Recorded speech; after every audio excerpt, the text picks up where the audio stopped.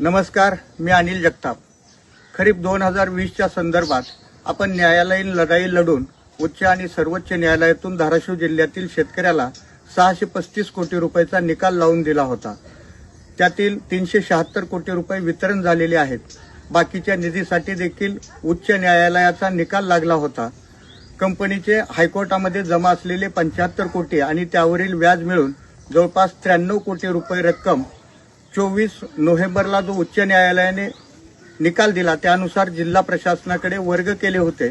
मात्र योग्य ते अकाउंट नसल्याचे कारण देत प्रशासनाने ते पैसे इतर खात्यामध्ये ठेवले होते व जे अधिकृत पीएमएलए अकाउंट होते त्यासाठी ते पूर्व चालू व्हावे म्हणून मंत्रालयामध्ये तशी परवानगी मागितली होती। मात्र तशी परवानगी मिळाली नाही, त्यामुळे ते पैसे वाटप करता आले नाहीत।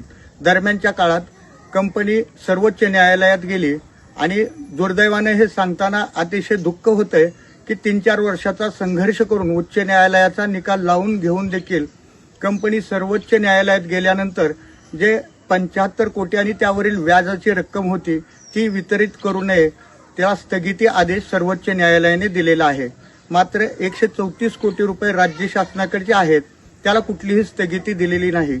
खरं म्हणजे 24 नोव्हेंबरला निकाल लागल्यानंतर 2 महिन्याचा अवधी दिला होता। 24 जानेवारीपर्यंत ही रक्कम वाटप करायची होती।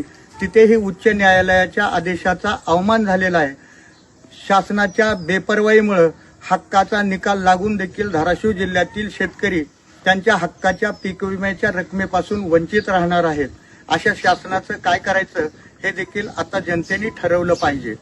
आता या प्रकरणाची पुढील सुनावणी परवाच्या दिवशी अर्थात 2 जानेवारीला सर्वोच्च न्यायालयामध्ये आहे। एक महत्त्वपूर्ण माहिती देण्यासाठी आपल्या समोर आलो। नमस्कार।